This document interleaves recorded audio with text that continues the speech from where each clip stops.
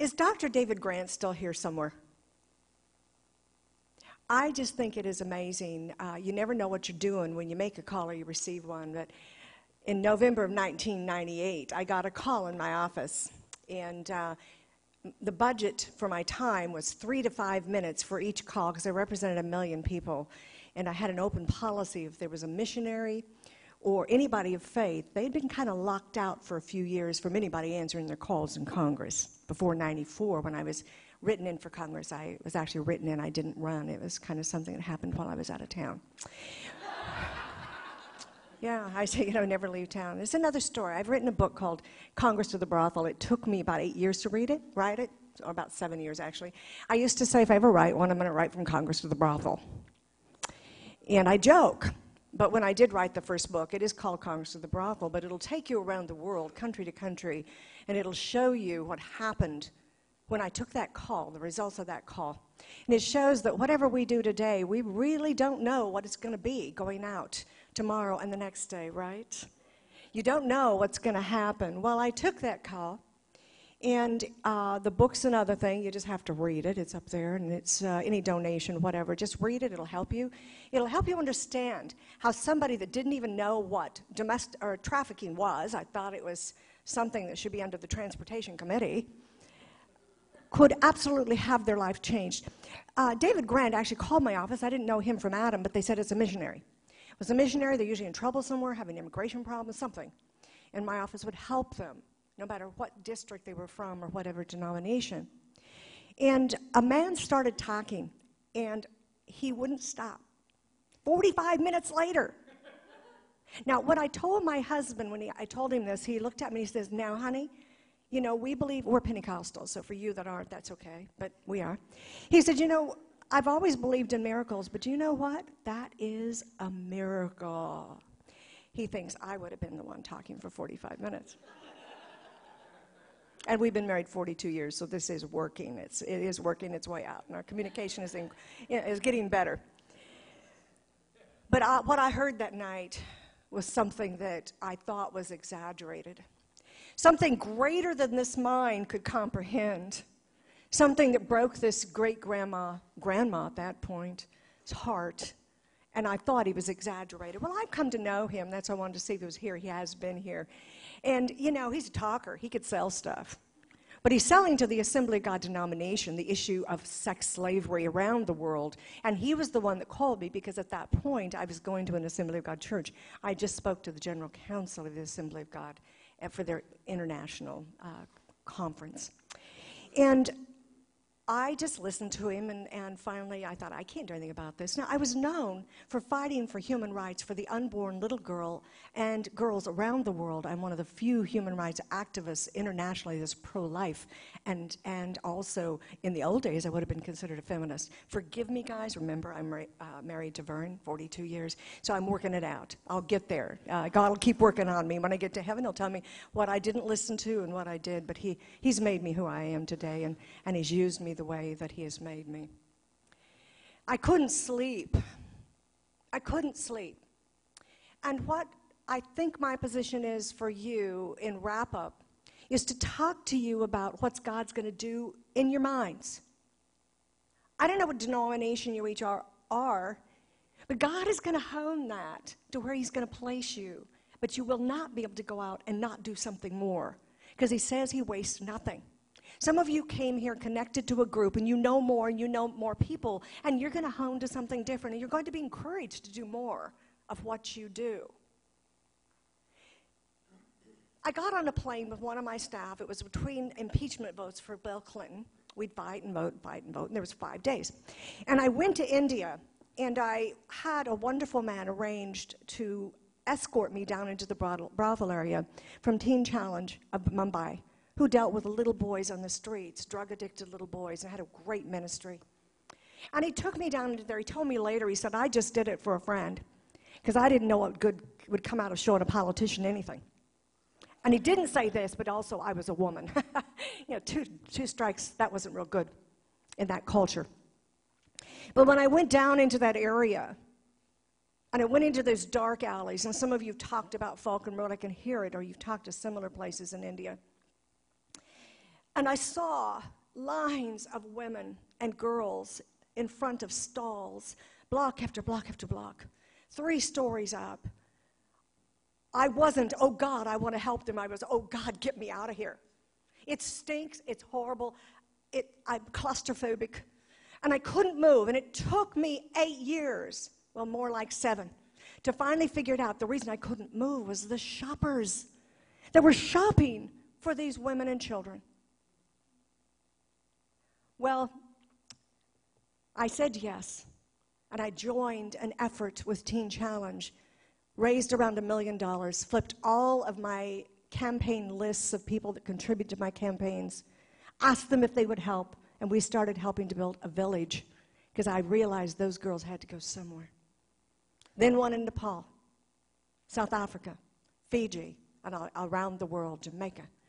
Services, often villages, at least networks of services for long-term restoration for the child, the woman, called prostitute, and then stripped of her rights, not given them in the criminal justice system, and the men that buy them, instead of being called rapists, molesters, going to jail, international criminals, just simply Johns, men doing what men do.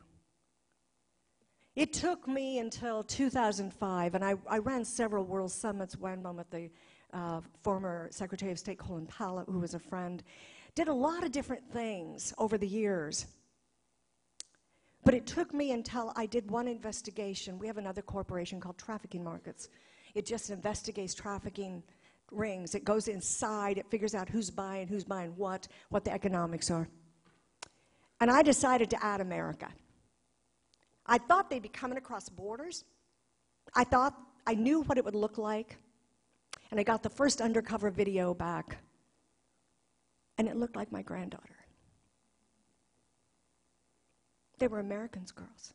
Went to another friend, Ernie Allen of the National Center for Missing and Exploited Children. And he said, Linda, I've been saying there's 300,000 at least a year kids that fall in, put in, deceived, get lost in the commercial sex industry in the United States of stripping, prostitution, and pornography. And if you add pornography, he says it's just unknown. It's so big. So we published a report called Demand. You can go online. The first part of it connects you to a web crawl. We actually spent about $50,000 a month going after what was happening on the web. Who had which websites. The first time I went out, I got 1.2 million sites that I could tie back to English. I could tie back to American English. I could figure out from that which ones were connected to point of sale. And I got sick. I brought it down further to ones that really were connected, and it was over 5,000 in the next. And I'm going, oh my goodness. Decided that when we finished this report, that 3 areas told me a lot: Las Vegas, Atlanta, Georgia, Washington, D.C., and Baltimore, Maryland area. That I would go ahead and try to summarize America. But in that, I picked up 11 more areas, or 10, well, it became about 14 actually, but 11 more formally with the Department of Justice to come alongside the trafficking movement of the Department of Justice trafficking task forces throughout the United States, and did an assessment on additional 14 areas. And I found the same thing. I'm going to take you to one girl, because I think that what we have to end with is that each of us are going to have a face. Some of you already have the face compelling you, but God deals with us with one person at a time. He showed me the face of a little girl praying that drove me through years of horribly difficult figuring out how to build villages in places where I didn't speak the language, helping with things I had not a clue of what I was doing. He drove me with the face of a little girl that first night. And what happened is I found her there, but there was an image I had that God showed me. You that don't believe in images or visions, just say picture in Linda's mind. Just translate it. I was going out actually to see the little girls that they were moving out of the brothel areas, and they were taking them out to an area to keep them safe, because in both Africa, India, several places, they believe that having sex with a virgin cures AIDS. So when these girls have babies, which is created by sex, these babies are put under the bed, and they're great danger. When someone like Teen Challenge brings them to the Lord, the mommies want to save their babies, even if they don't have the courage to run and go to a safe place or are too sick. And so they were going to show me some of these little kids they'd rescued who have just, I'm wrapped around any baby. So I run by the closest place. I get a bunch of candy, because don't you do that when you're grandma and you go see kids? And we make our way out to this place. But on the way out to that place, I saw brick making in a third world country the first time. And I was told about it, but as I looked at it, God showed me a vision of my life. My life is like yours, lots of straw. You get up and you have more straw in every day. I started at 11. My family was transient. I had really bad uncles, males, step-family members in my life. And as a little girl, I was never, ever safe. I never could go home. I could never be safe. But I started a business at 11. And you know what? When you make money and you're out there doing stuff, you don't have to be home, but you become more empowered to take care of yourself. They can't say you don't get something like shoes if you don't do what I want. All of a sudden, out there in India, God showed me. I picked up a lot of straw.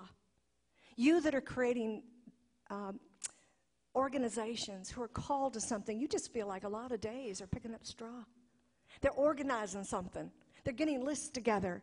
They're getting the right video for somebody that didn't know how to bring it right fixed. Those are the things you're doing, and you're going, straw. He showed me, though, that it made me strong. That by the time I was in my early 20s, I was running a corporation of 125 people, multifaceted, different types of things, and I was able to manage them and it. Started at 11. I had a lot of practice by 20, didn't I? God knew what he'd have me to do because he was going to move me into being one of the youngest state house and senate members and one of the youngest senate leaders and the only person to be written in for Congress because I'd done a lot really fast. But see, I didn't want to pick up the straw. And then he showed me the mud of all the political campaigns. You got any mud in your life?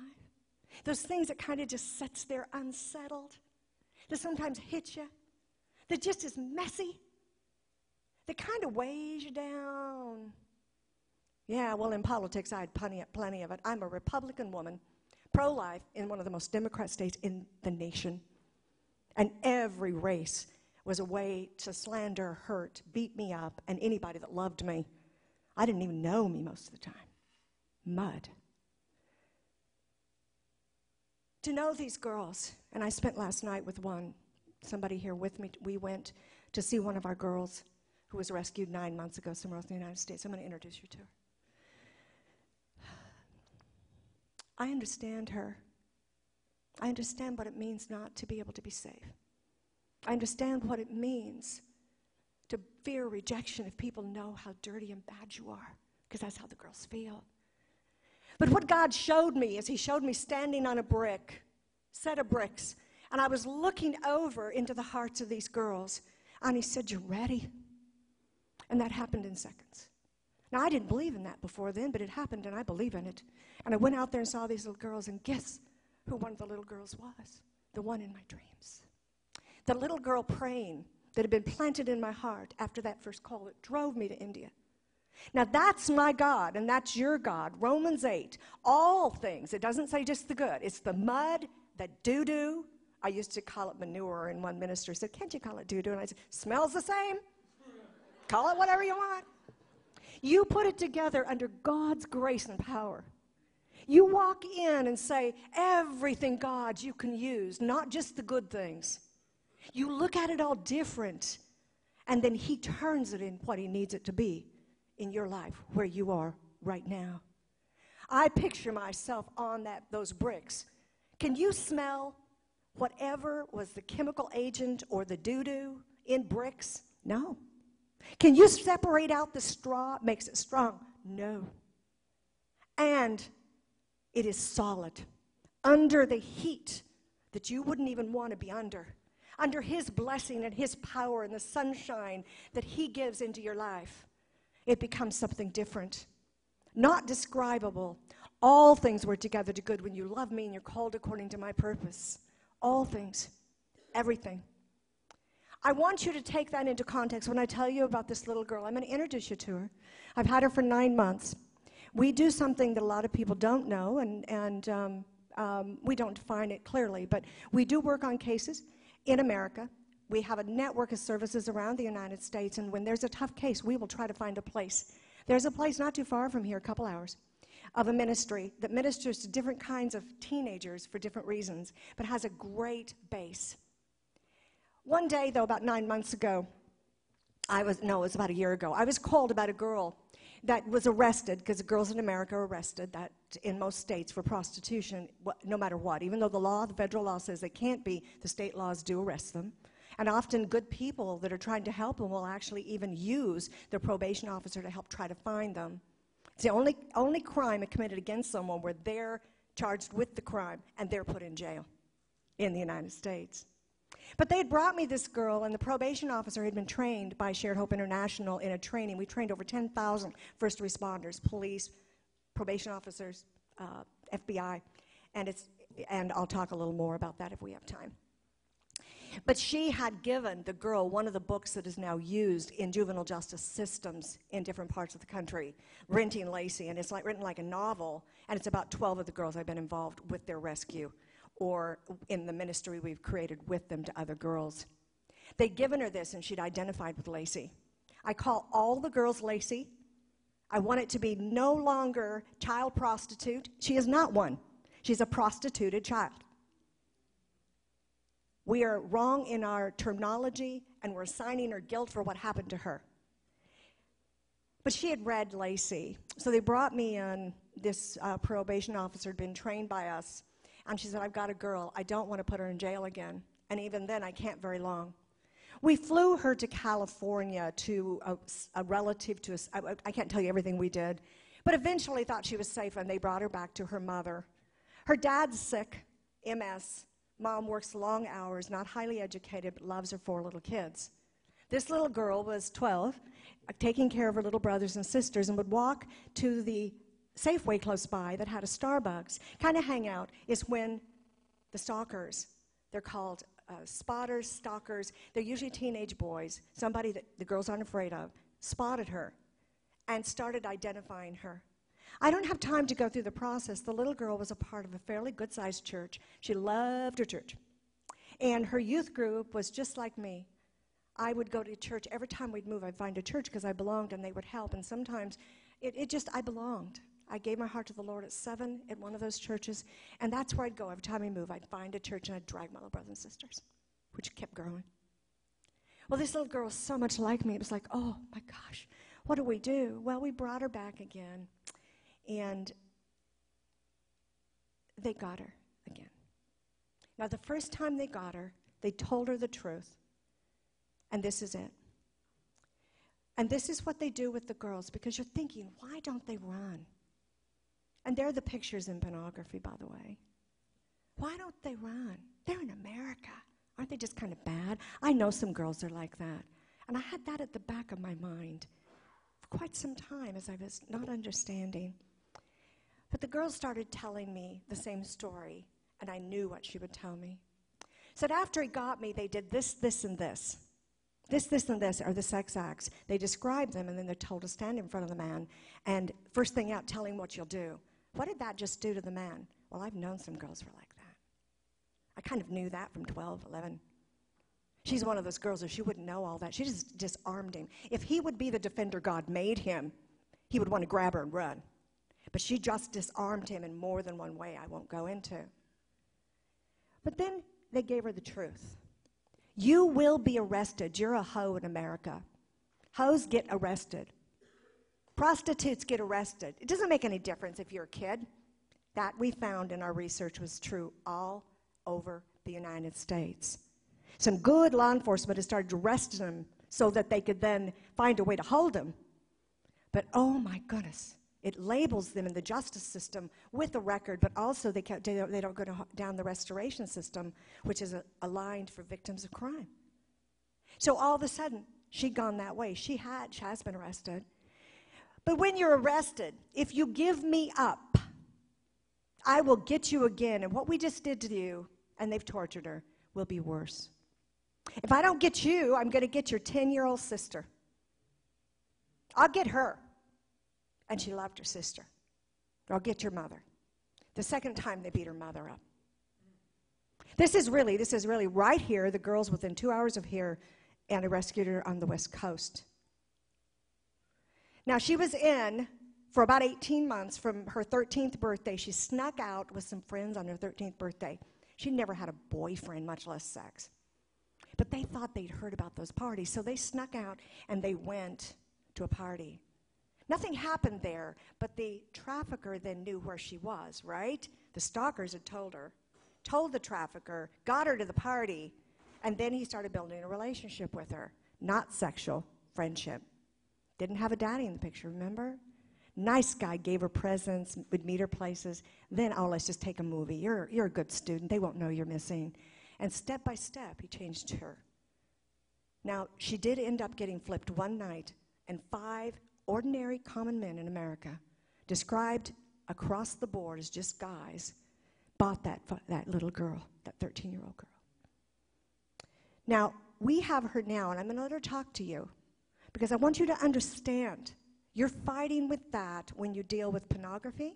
You're fighting with this when you deal with prostitution, that you're looking inside of yourself, and at least 1 out of 2 of you in this room, male and female, and maybe higher with male, have fought with the issue of pornography and sexual sin in the last 30 days. And maybe it's higher with our society bombarding you. But this little girl is what I want you to remember. She just turned 15. Now, I'm going to start with something different. I'm going to go right to her, and then I'm going to introduce you to one of the men that bought her. The Lacey's that you're going to see. So I'm going to start with something that I just developed for a group in Las Vegas. The second piece is our little girl. I call her Lacey. And then I'm going to stop a moment, and I'm going to take you to one of the buyers. So the first 2 segments in the order I ask would be really good.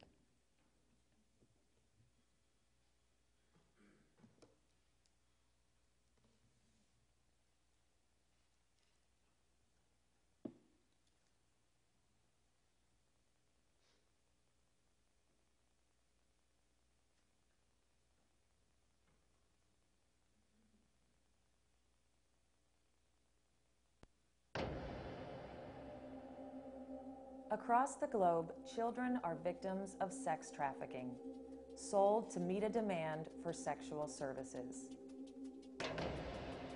This horrific crime happens right here in the United States, and each year, thousands of America's children are lured into sexual slavery. It was the things that he said were things that I've never felt before. I actually felt like I was loved by somebody for the first time. And I put all of my trust and all of my faith in him. And the way that he got me was he told me, let's go for a ride. I got to pick something up in Indianapolis. And he said we were coming back that night. So I drove with him out to Indianapolis. And when we got out there, that's when he told me we weren't going back. Those who profit from this form of modern-day slavery do not discriminate, and the victim can be anyone's child. In the United States, the average age of recruitment is 13 years old. When I turned 12 years old, I started street prostitution. I had a pimp. We're all under 18. We're all the same age. There would be a few girls that I knew that were like in their 20s or whatever, but they had been doing it since they were our age anyways. I did wait till 12, and these girls were doing it since they were like 8 or 9, and now they're like 23. Do you know how many people get kidnapped? You know, most of our clients have been kidnapped many times by pimps. I was thrown, you know, in the car kidnapped by a pimp before too. They see you, they don't think you're with someone or they don't know that person. They kidnap you and they beat you and they force you to go with them. And that's selling. They sell you to other ones. So the same things that happen overseas happens here, and we need to understand that. It's not always just the poor kids. A lot of times it's the really rich kids, and you're like, what are you doing out here? And it's because their mom and dad are never home. They don't care about them. Young victims are beaten, raped, and held in physical and psychological bondage. Fearing for their lives, they are often too terrified to run away. He would beat me with broomsticks, handles. He would burn me with candles. He would take metal hangers and beat me with them and poke me with them, belts, anything that he can get his hands on, he would beat me with. The one time he had beat me so bad that he had ruptured my spleen and it put me in the intensive care unit. So it's like once you knew that he could almost kill you, you'd rather do what he says than to get beat again. Shared Hope's human rights investigators have uncovered an underground market for America's youth, a market that is driven by demand. If you pay the price, you get what you want. I can get it for you. Really? Now, if you want something really young, that $200 it just costs a little more than that. Sure. But how young you talking? Talk to me. Well, how young do you have? Well, I don't have nothing younger than 14. Okay, no, 14 is good. Okay. Yeah, that'd be great. So the girls over there cost $2, is that? That's the women. The women. Now, if I told you 2, and you know you want something younger, and I tell you to add something to it, just tell me, you just pick a figure to that. Well, I guess, what, 3? 3. If you do 3, you got it. Our children are being sold day after day like product, all to meet the demand for paid sex. I want to show them and tell them like what it feel like to be that hoe, to be degraded all the time, to be hit on, to be manipulated, to be sold all day, every day. Who was there to stop it? Nobody was there to stop it.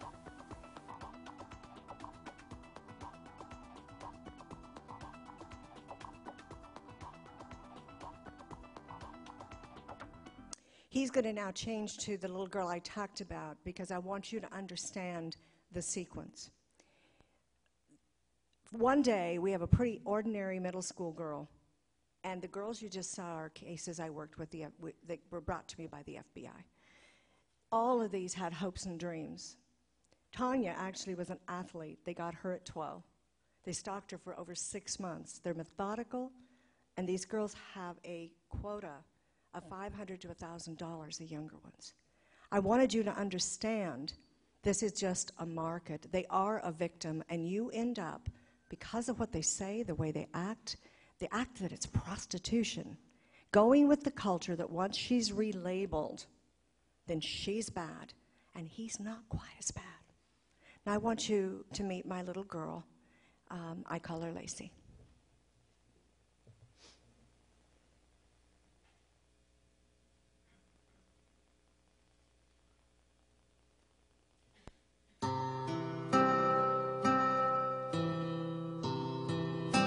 You know Lacey.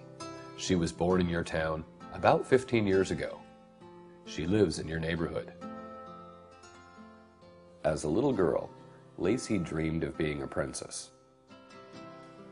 She loved horses, rainbows, and riding her bike. Lacey was good in school. Science was her favorite class.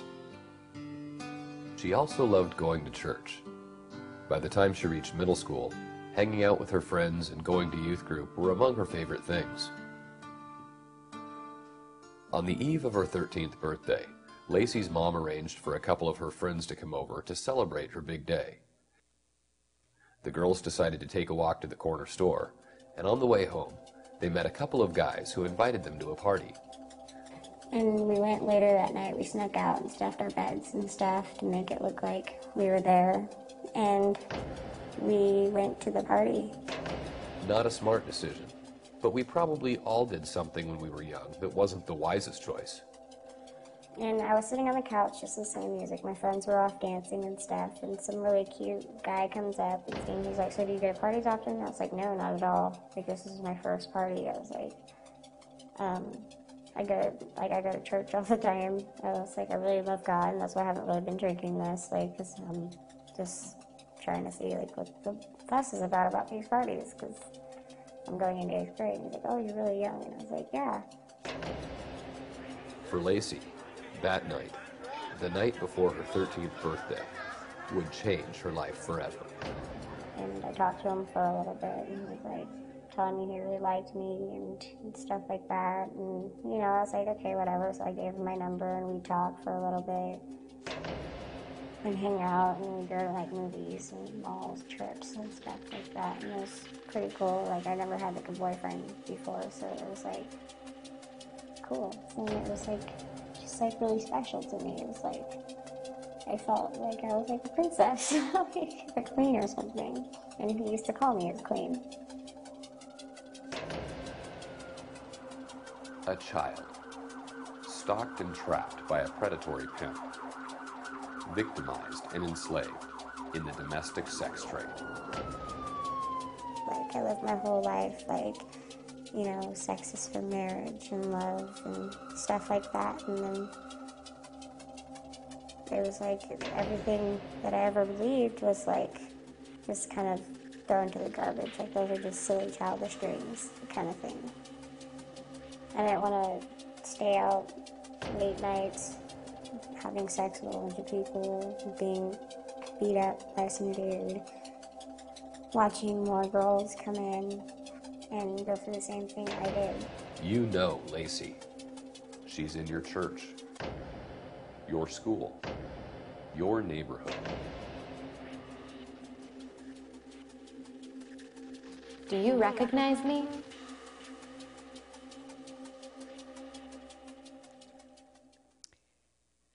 I started to realize that our fight nationally was good, and there were great leaders like the Pat Truman, who's been here, and Lisa Thompson.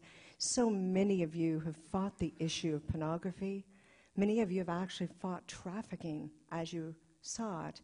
But there was no consistent strategy where we could stand as a church, as a community, as law enforcement, that was solid to fight this from. And it had a flaw that I only knew so well, because as God was making those bricks, he took me through the state political system as a state house rep, writing the sentencing guidelines for sex offenders, as the chair of the committee that managed all social services for the state of Washington, adoption, foster care, special needs, special placement, kids like Lacey when they needed to have help. I'd already done a lot of work in that area. And I realized that as I started working these cases, that the traffickers were adjusting to the market. If there was a soft market like New York, you can see officials even buying trafficked children in commercial sex. Recently, a 16-year-old bought by an athlete, a mayor, a governor, and they wouldn't even be considered a criminal to go to jail. While at the same time, the federal law says if you buy sex with a minor or even solicit or try to obtain sex with a minor, and they can prove it, you get a 10-year penalty. No negotiation, no plea bargain, no draw. And if she's young enough, under 14, you get 15 years. But by the luck of the draw, if you want to buy in New York, you're not going to get anything. Borders, Washington State, last year increased their penalty for buyers to 144 months for buying sex with a minor, to be close to the federal law. But Oregon, they're just trying to pass a law where there's a fine and you get a 30-day penalty on the third time that you buy a kid. Great problems, great weakness. And so I decided to go ahead and write a standard called the Protected Innocence Framework of Laws. I'm not going to go through those, but we are now analyzing all 50 states. We'll have a report in the fall, and you'll be able to see where your state is. There's 6 areas of the market, and you're going to get them. Is it actually illegal in your state? I mean, trafficking should be defined. There needs to be a place in the law so that it can be clearly prosecuted as a serious crime. It is. Using kids in sex is serious. Men that buy sex, facilitators, those that sell. The way that you investigate. Do you know that if a woman is raped in most states, there's a rape law that doesn't make her have to tell all the horrible, gory things in front of her attacker? Rape shield, but not if you call her a prostitute. And she is my little Steph there, or my little Lacey there. Really a mess. So we have developed a template to operate from, and we've actually graded 6 states. We've released Oregon, Washington, Arizona. We will release Virginia in June, and Texas. We're testing what it means, how it works, and does it challenge the society to fix their laws? Does it draw attention? Texas declared we don't want to be a C, and they have a whole raft of laws they're passing right now to raise their grades. You better know it works when there's a standard and it's not subjective. It is actually the black law, which means not the practice of the law. It's a beginning, it's a foundation just as strong as the one God created in my experience of me standing, looking into the heart of this. I do know how to do this, but it isn't because of me. I got mad about the pro-life issue, and they doubled the taxes on my business, and the 2 of those compelled my husband or I, one of us, to run for office. God got our attention in one way, but he brought us to a different place. In the book, Renting Lacey, and I've had this created, I wrote it, we've had donors fund it, and we raised the money for the services for girls like Lacey that you just saw around the United States.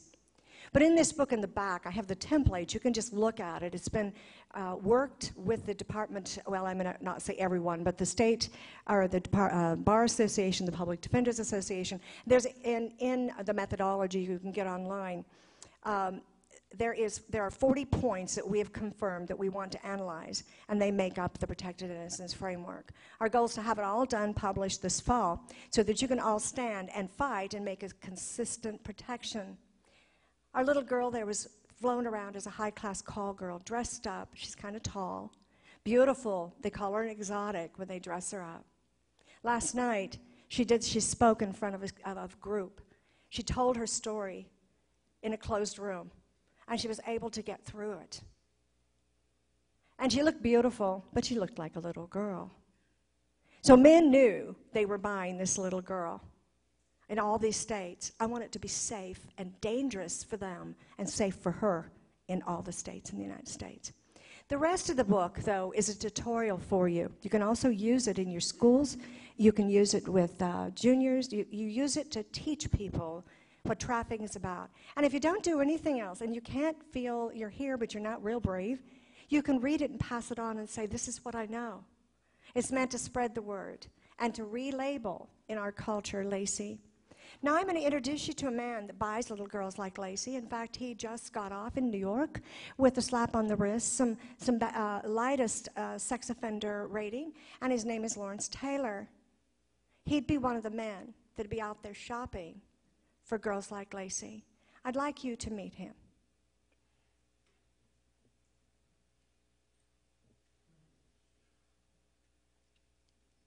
And I'm not going to show you all of it, just the first section, because I realize we're getting along here.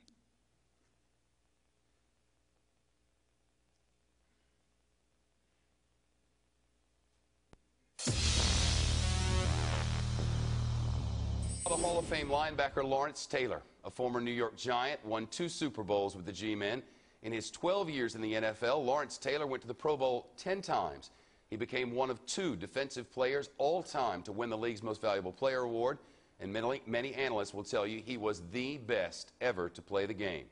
Today, Lawrence Taylor left a courtroom after pleading guilty to having sex with an underage prostitute. He's now a registered sex offender, will spend 6 years on probation, but he won't spend any time in jail. NFL Hall of Famer Lawrence Taylor with us now in Studio B. Lawrence, thank you. Thank you. His lawyer, of course, is Arthur Idala, who is a contributor on this program, and I've had numerous times to spend some time with LT, so I know him. Today you pleaded guilty to having sex with an underage woman. She was 16. She claims you should have known it. Did you? No, that's not my MO. I've been around kids and people all my life. I'm not the cause of prostitution, and sometimes I make mistakes and I may go out there, but I didn't pick her up in no daggone playground. Yeah. She wasn't at hiding behind a school bus or getting off a school bus. This is a working girl that came to my room, and I don't know what her age was. Didn't know. I asked her age. She told me she was 19, but now it is what it is. I don't really worry about that. My beef is not with her. My beef is not with the media. You know what? I'll take my punishment like I should. But I'm just, my problem is at home with my wife, so that's the only one I have to really answer to. She says that she had been beaten and coerced to go there by someone, presumably someone described, I guess, as a pimp. Did you approach this pimp, and did you notice that she'd been beaten, as she put it? Well, says she's been beaten and stuff, and we've had her affidavit saying that she was just trying to get away from the pimp. And she was sorry that I got caught up in all the fray and all the aftermath and stuff. But now all of a sudden now it's something different. I guess it's suit time now, so it's a different story. I don't get down like that. I don't play games like that. I mean, I'm not in that type. I'm not physical. I'm not a violent person. I don't get down like that. And if I would have known, and I would have to say she wasn't, but she may have gotten beaten, beaten later because she didn't come in that room like that. How did it happen that you solicited her services through someone? Tell me about how that went. Well, it happens sometimes, you know. Tell me how it happened that day. Okay. Well, you know, been on the road for about 10, 11 days and stuff, and I came into town and actually I made a phone call to a friend of mine that and he made a phone call and what'd you say to the friend? Have a nice day. I don't know. I mean, you asked him to find you somebody? Yeah, but you know, I tell you, it's the world of prostitution. I mean, you never know what you're going to get, if it's going to be a pretty girl, ugly girl, or whatever it's going to be. Or a young girl. Yeah. Well, you know what? You can only ask. You know, I don't card them. I don't ask for birth certificate, but so this is a regular, you mentioned your wife. This is a regular occurrence. Is this something that you do often? So it's I'm suggesting that you underage. Would you solicit prostitutes often, and your wife's aware? No, it's not that. No, I solicit prostitutes often. Guys, I have been around for a lot of years. I've been in New York for a lot of years. I've been married several times. And during a lot of times, like my first wife, I got divorced in 1994. I didn't get married again until 2001. Well, that don't mean I'm going to be out, running out trying to find a relationship. I really didn't want a relationship. I'm not looking for a relationship. Hey, sometimes I look for some company. And you know what? And you don't mind paying for that? I don't, because then it's all clean. I don't have to worry about your feelings. I got to worry about, you know, it's all clean. You know, they do, you know, and I'm not saying it's right. I'm not saying it's right, but guys, it's the oldest affection in the world, you know, and it happens. And guys, I mean, if you want to stop prostitution, what you can do? You're gonna close down every go-go bar in America. Yeah. You're gonna close down. Open up the phone book. I mean, you can start. Just open up the phone book and just start closing places down. There's 1,000 of them in there.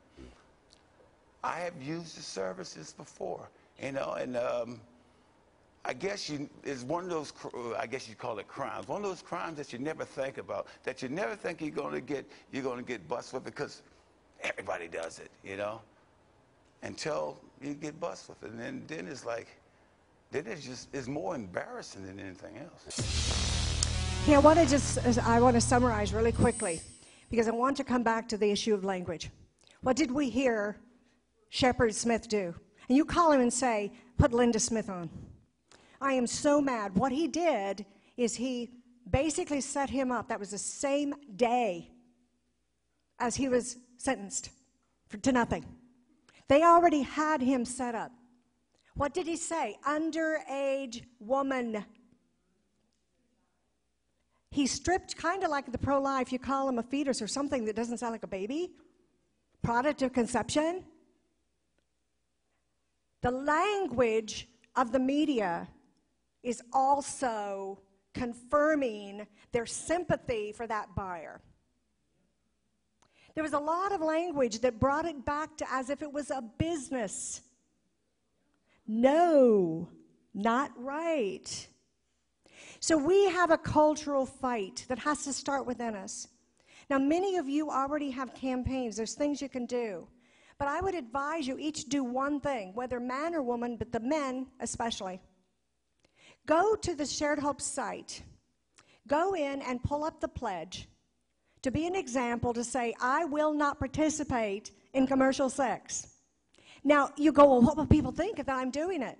We're asking men from all over the United States, 100,000 of them, to stand up and do this, to represent the 100,000 children that go into commercial sex every year. Now, this can be a campaign of your church. It's called the Defenders. It's what God created men to do. It can be one of your group. You can have a pledge campaign. The good part about it is going to be consistent. We're going to raise up an army that is an equipping of different groups. Men taking an action where they are. Very simple. If you need collateral, there's little tiny dog tags. You can add an additional one with the logo of your group. It has the date of your pledge to remind the man. If he's bold enough, he puts it outside. If he's still struggling a little bit with that pledge, it's inside. But it's kind of like conversion. If men in America don't convert, we're going to continue with me spending the night with little girls like the one you just saw. Because I'm not going to stop rescuing them, but I'd sure like you guys, you men, to stand up there and fight for these kids. Start defending them by your actions and by your mouth. Start going out and saying to them, other men, real men do not buy sex. But you know what? We're going to go after men that do. Now, I don't mean to punch them out. We're going to increase the laws and insist that they go to jail as the criminals they are. Now I get kind of stirred up over this because I'm a little frustrated because I realize I can't say what you men can say. I can't do what you men can do. I can't go in and close the door, but we have created under our corporation this campaign, not to make Shared Hope big, but to give you a tool consistent amongst your groups, to say men are defenders. And you know, they don't have to be Christian defenders. We all know inside what God's created us to be, right? My husband goes downstairs and we hear something. It's not me. With the gun in the closet or the bat, it's not me. Well, God's created you that way. So thank you for letting me be a part of this. Anything we have online, the materials are there.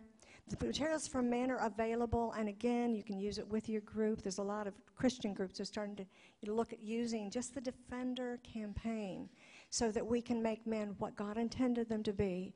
They can be the front line, and people like I can be me. I can be out back there taking the girls, loving on them, taking care of them, passing the laws, and you out there can be the front line in raising up a group of warriors against this affront on our little girls. God bless.